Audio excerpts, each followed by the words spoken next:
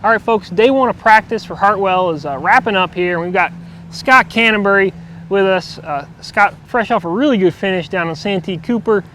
Can you kind of describe what the lake is like out there right now? I know you've been here a fair amount. You kind of know the lay of the land. Yeah, we've been here a good bit, and it's, we've been here when the water's usually a little bit colder than it is now, and the herring's a big deal, those ditches and everything. And that's still going to be a player this week, I would think. So a lot of those fish haven't moved up yet, but we've got the water moving, warming up a lot, and there's a lot of fish moving shallow.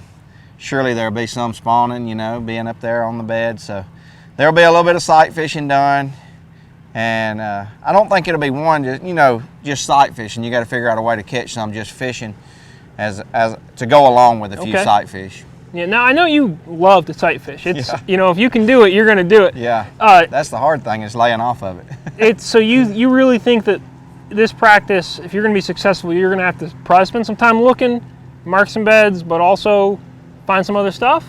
Yeah, I think you got to find some stuff to catch them just fishing. I looked a little bit today. Today wasn't a really good day to look, but I seen some fish on the bed. I never seen a good fish at all up on the bed. So, I'm sure it's going to be 78 and 80 degrees like Tuesday and Wednesday, and there'll be some more move up. But I still think you're going to have to be able to catch them just fishing. To catch those females staging to come in. It's going to be the way to win the tournament. All right. Now, we've seen some pretty good weights at Hartwell, but it's not known as a big weight lake. Yeah. Do you feel like it's going to fish maybe a little better than usual, just because it's warming up and fish are moving around? I think it's going to fish better overall, like 50th place would be a little better or something. Yeah. But to win, somebody always figures it out, and to catch them. So, I don't think the weights will be that much bigger to win than they normally are. I think Christie won one year with like 72 pounds, and 62 was second. So, if somebody has that low 70s, they'll have a really good shot at winning for sure. All right, good deal. Obviously, we're sort of done with day one. Do you have a plan in mind for days 2 and 3 of practice, what you're going to kind of look for or try and key on? I hadn't really thought about it too much. I'm just looking around today and trying to figure out what stage they were in, and there's you got rivers coming in and everything. The fish will be in different stages in the rivers than they are in the lake, and then you got the lower end of the lake. I'll have to go down there and look around maybe a little bit, but I usually fish up those rivers in that dirty water. I like fishing dirty water, so I'm sure I'll spend most of my time up there. Okay, now with the dirty water, can you bed fish up in that? Is that a factor up there, or do you really have to be down here to bed fish effectively? It depends. If we don't get any more rain, the backs of the pockets where they'll be spawning will be clear enough that you can see some. It's not like everybody, you can just go around and spot them like you will down here, but you know what you're looking for up there. You can actually see some fish on the bed. I've caught them off the bed up there in the river before, and it's dirty. Right. So I'll be looking up there for some. I just think, for me, I feel more comfortable up there and in the dirty water. It's just the way I like to fish. I haven't done really good here, but I like fishing dirty water. Cool. Well, Scott, thanks for stopping by, and best of luck these next couple days. Appreciate it, Jody. Thanks, man. All right, folks, we're wrapping up day one of practice for the Walmart FLW Tour on Lake Hartwell. And I've got Kevin Johnson, fresh off a top 20 at Okeechobee. Kevin, you came down here in pre-practice, like a lot of guys did. You've been here before. What are some of the differences between then and now? Because it is beautiful right now. The weather, I'm wearing short sleeves. I was wearing shorts yesterday pre-practice. I was freezing, I was bundled. It was 40 degrees and cold. Water was cold, the water's warmed up a lot. All right, what are we looking at water temp-wise? I've seen as high as 68 in a few areas, but mostly anywhere from 64 to 66. Okay, that's pretty cool. I guess with water temperatures like that, are there fish on beds? Is that going to be a tactic here? I'm sure there are. I didn't spend a lot of time looking. I spent about 10 minutes. I seen 2 up shallow. Nothing was locked on, but one was making a bed. So I'm sure people are going to catch some bed fish. Cool. I know when you came out here in pre-practice, it looked to me, at least based on social media, that you were looking around deep a lot and catching a fair number of spotted bass. Did you pursue that this time?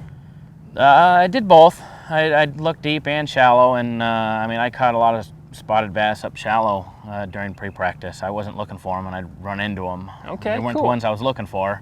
But I've spent a lot of time looking deep, and I'm still looking.